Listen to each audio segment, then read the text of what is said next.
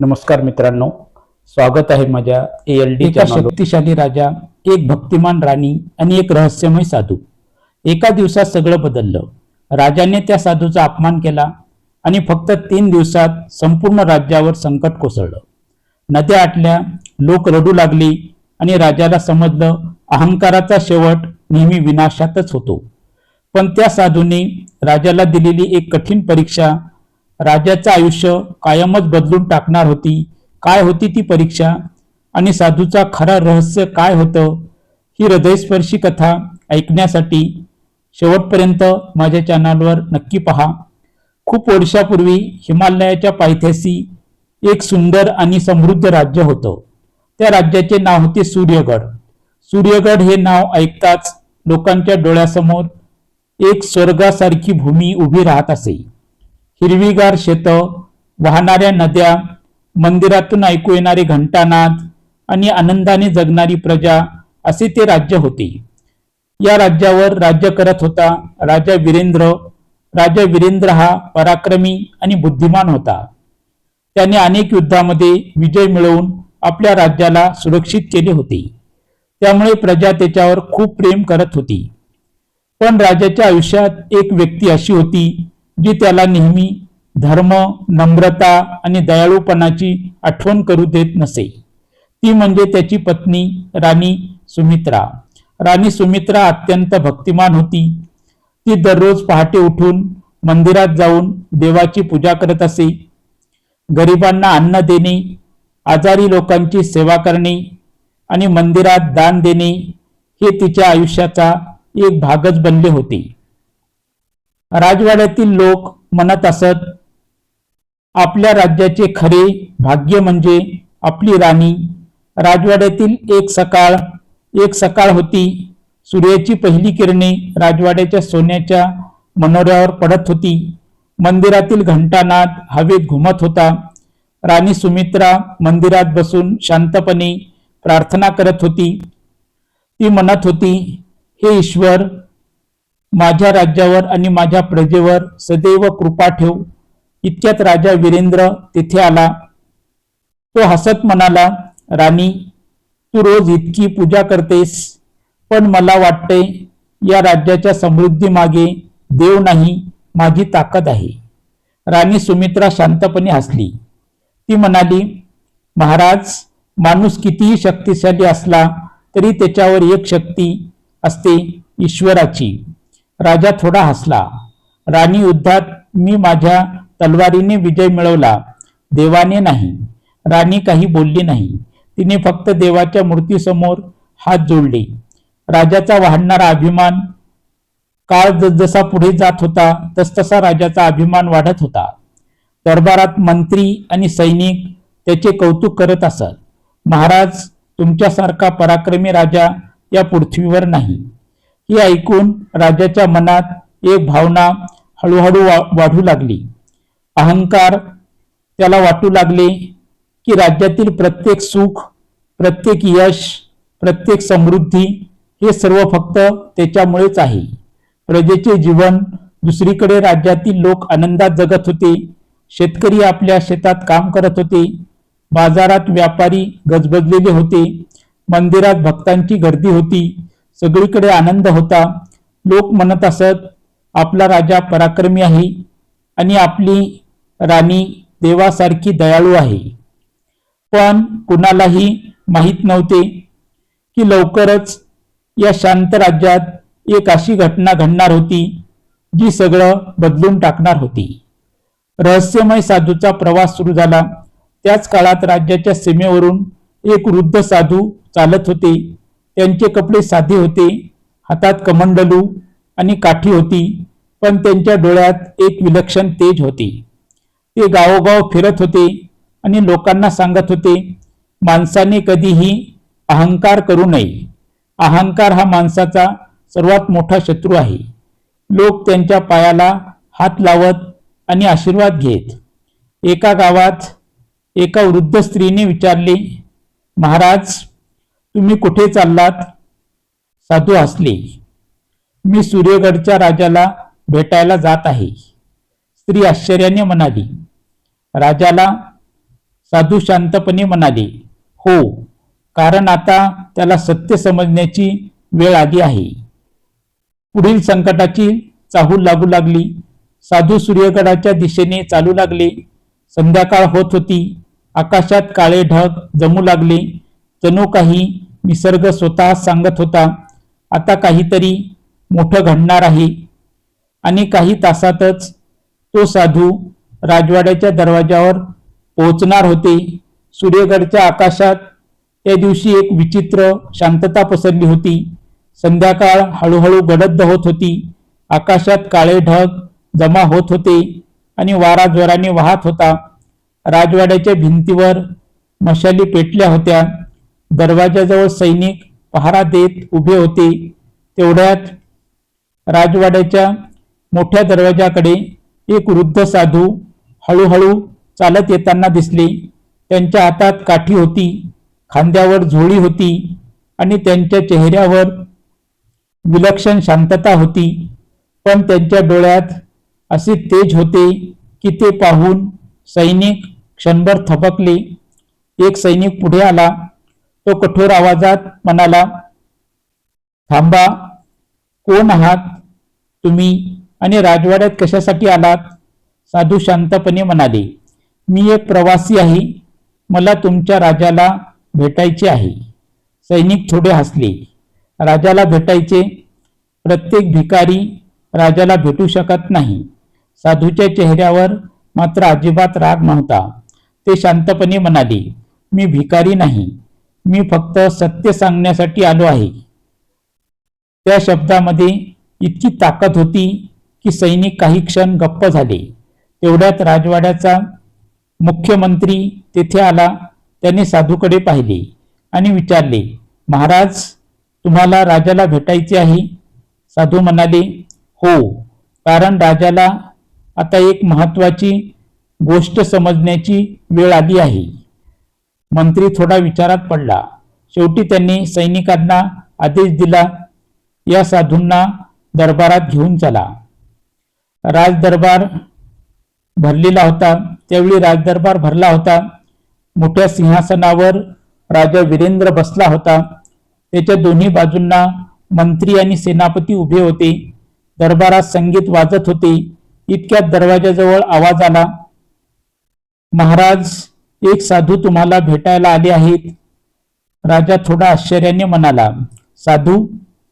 सैनिक साधूंना दरबारात घेऊन आले.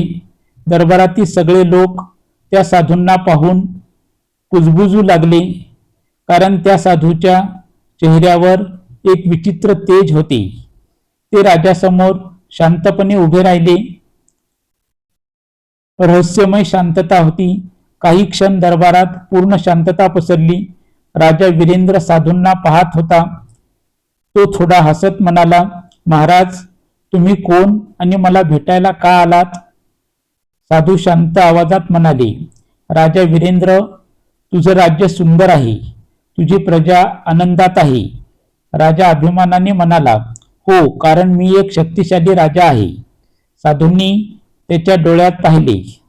ते म्हणाले, राजा, शक्ती चांगली असते, पण तिच्यासोबत नम्रता असली पाहिजे. दरबारातील लोक एकमेकाकडे पाहू लागले. राजा थोडा चिडून म्हणाला, तू मला उपदेश करायला आला आहेस का? साधू शांतपणे म्हणाले, नाही, मी तुला सावध करायला आलो आहे. राजा हसला, मला सावध करायला? या राज्यात मला कोणताही धोका नाही. साधूंचा आवाज अचानक गंभीर झाला. ते म्हणाले, धोका बाहेरून नाही, धोका तुझ्या अहंकारातून आहे. दरबारात कुजबूज सुरू झाली. राजाचा चेहरा लाल झाला. तू मला अहंकारी म्हणतोस? साधू शांतपणे म्हणाले, राजा, अजून वेळ गेली नाही.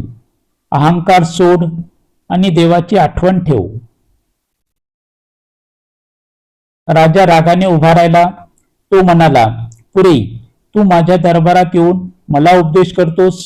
साधूच्या चेहऱ्यावर मात्र अजिबात भीती नव्हती.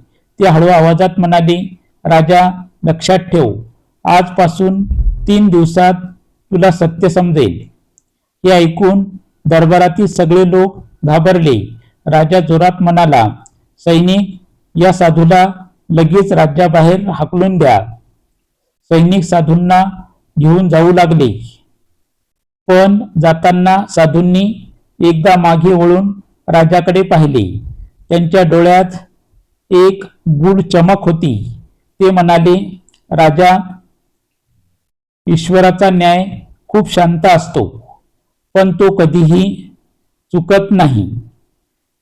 राणीची चिंता सुरू झाली. दरबार संपल्यानंतर राणी सुमित्राला ही बातमी कळली. ती खूप चिंतेत पडली. ती म्हणाली, महाराज, त्या साधूमध्ये काहीतरी दिव्य होतं.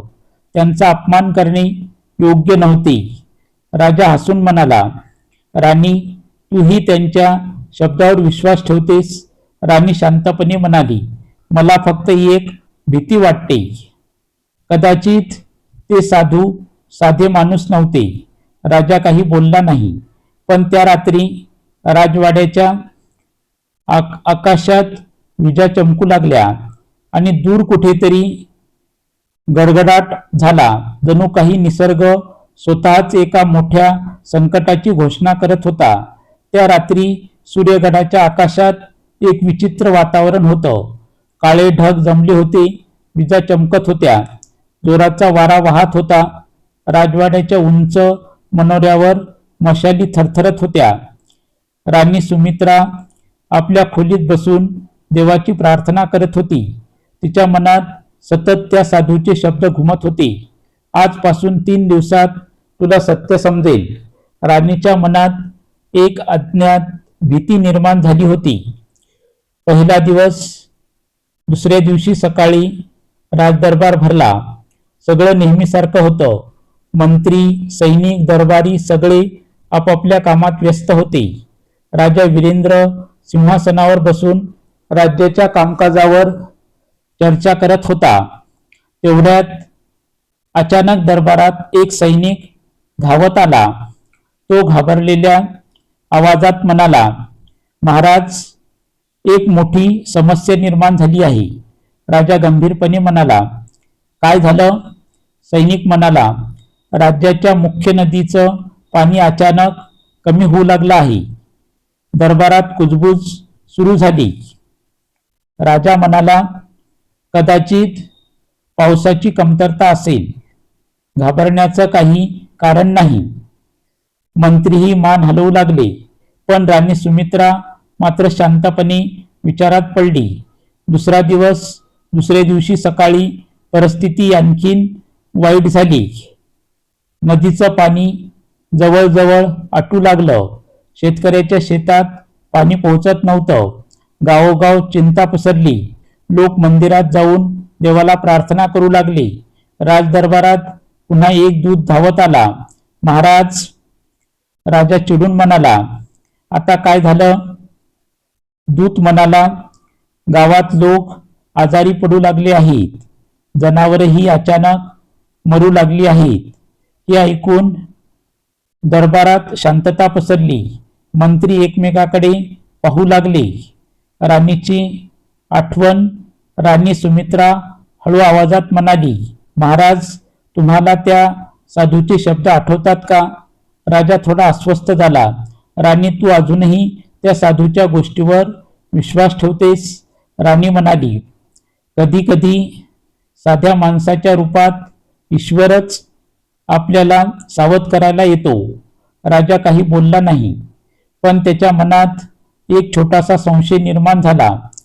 तिसरा दिवस. भयानक संकट. तिसऱ्या दिवशी सकाळ झाली. सूर्य उगवला.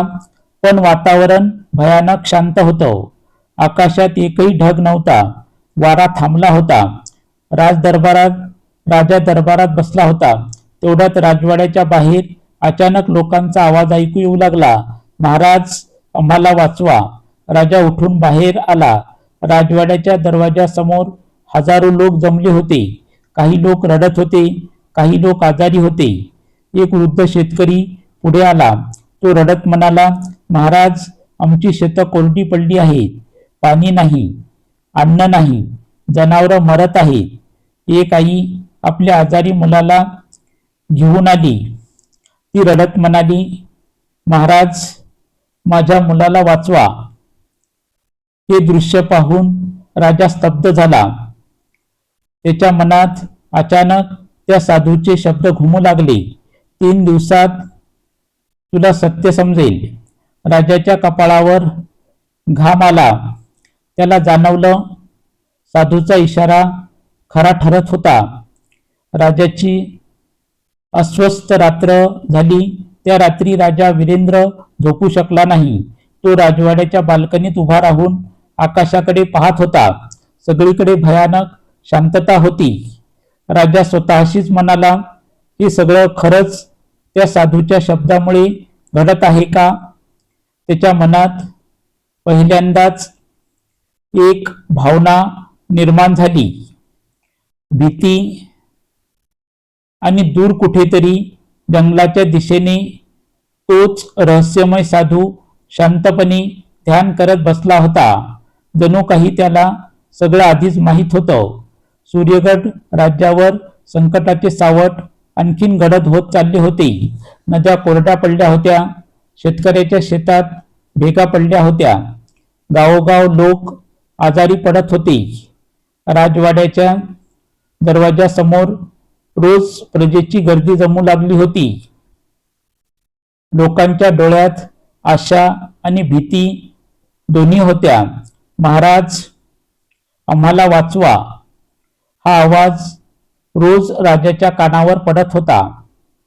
राजाची अवस्था.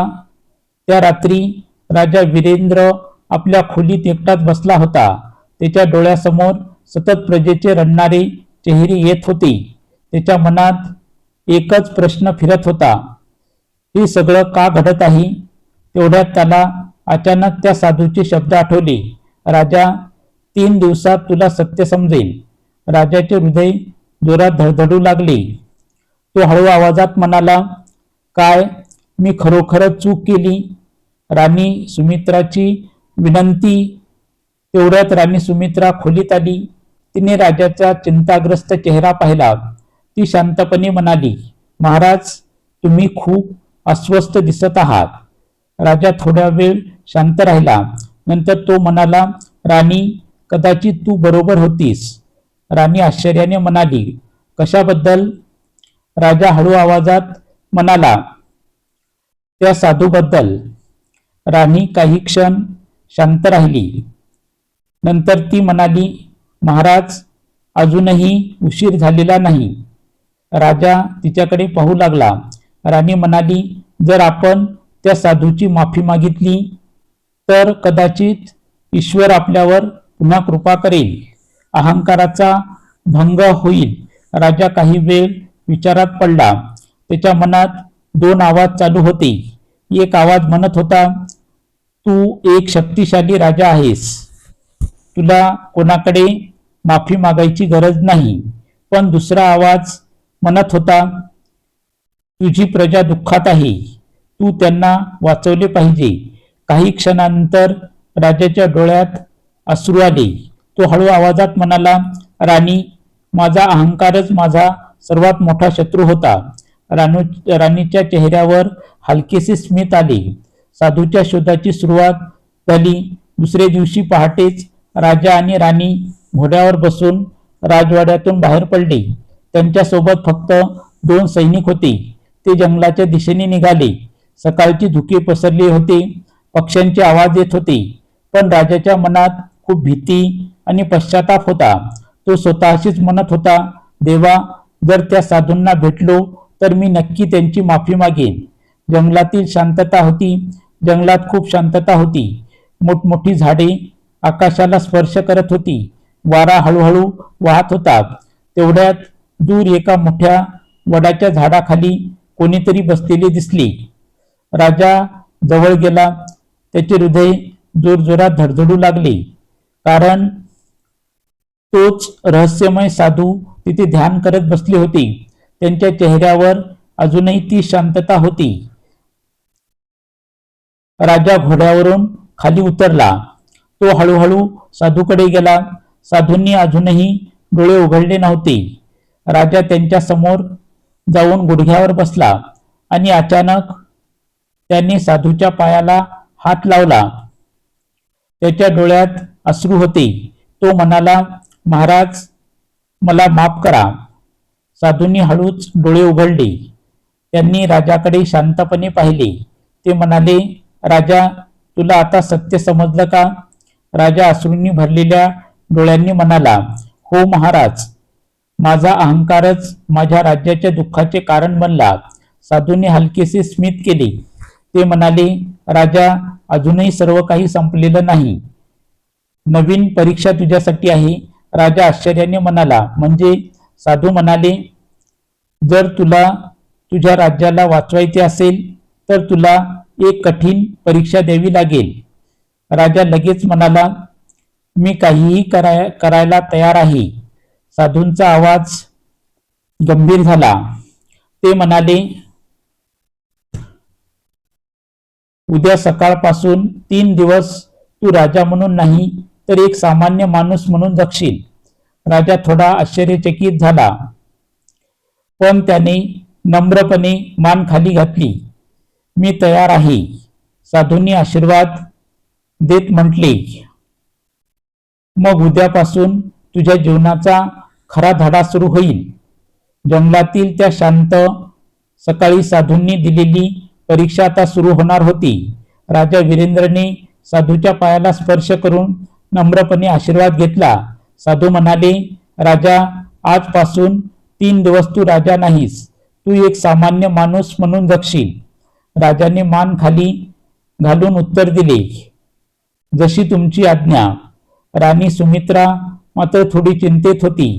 ती म्हणाली, महाराज, तुम्ही कधीच सामान्य माणसासारखे जीवन जगलेले नाही. राजा हलकेसे हसला. कदाचित हाच माझ्या जीवनाचा सर्वात मोठा धडा असेल. साध्या जीवनाची सुरुवात झाली. साधूंनी राजाला साधे कपडे दिले. राजाने आपले राजेशाही वस्त्र काढून साधे धोतर आणि अंगरखा घातला. आता त्याला ओळखणे जवळजवळ अशक्य झाले होते. साधूंनी त्याला जवळच्या एका छोट्या गावात पाठवले. गावातील वास्तव्य राजा त्या गावात पोहोचला. ते गाव सूर्यगडच्या राजधानीपासून खूप वेगळे होते. कच्चे रस्ते, मातीची घरे आणि खूप साधे जीवन. राजा गावात फिरू लागला. त्याने पाहिले की काही शेतकरी कोरड्या जमिनीकडे निराशेने पाहत होते. एक शेतकरी म्हणत होता, या वर्षी पाऊस पडला नाही तर आपली शेती संपली. दुसरा शेतकरी म्हणाला, देवावरच विश्वास ठेवावा लागेल. हे ऐकून राजाच्या मनात वेदना झाली, कारण त्याला समजत होते की हे संकट त्याच्या अहंकारामुळे आले होते. आईचा त्याग. संध्याकाळ झाली. राजा गावातील एका छोट्या घराजवळ थांबला. त्या घरातून एका आईचा आवाज येत होता. ती आपल्या लहान मुलाला म्हणत होती, बाळा, हे अन्न तू खा. मुलगा म्हणाला, आई, तू खाणार नाहीस का? आई हसली, मला भूक नाही.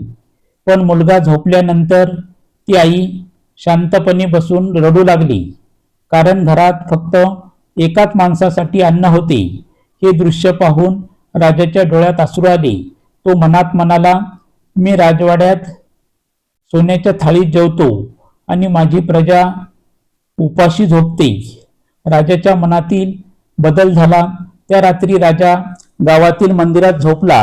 त्याला झोप येत नव्हती. त्याच्या मनात सतत विचार येत होते.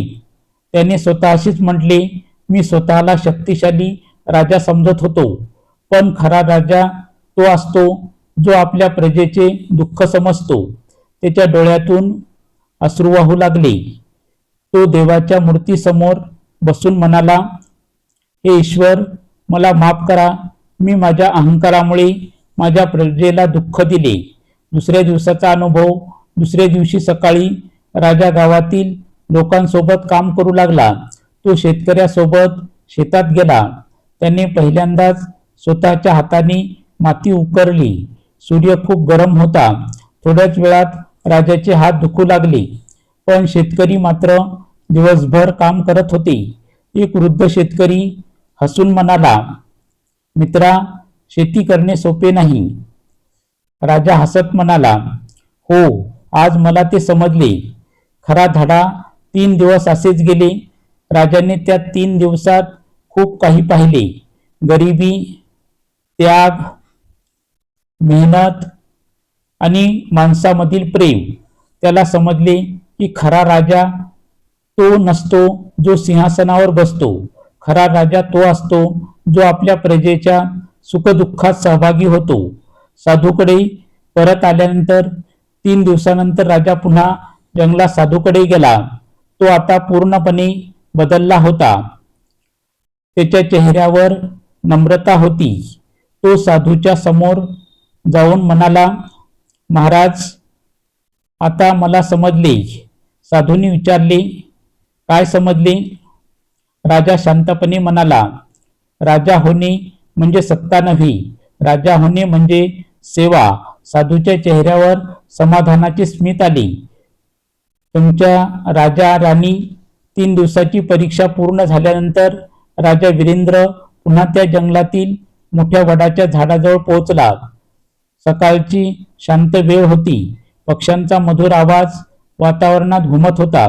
साधू अजूनही तेथेच बसले होते, ध्यानात मग्न. राजा हळूहळू त्यांच्या जवळ गेला. आता त्याच्या चालण्यात राजेशाही गर्व नव्हता, तर नम्रता होती. तो साधूच्या समोर गुडघ्यावर बसला आणि त्यांच्या पायाला स्पर्श करून म्हणाला, महाराज, तुमच्या परीक्षेमुळे मला माझ्या जीवनाचा सर्वात मोठा धडा मिळाला. साधूंनी हळूच डोळे उघडले. त्यांनी शांतपणे राजाकडे पाहिले. साधूंचा प्रश्न.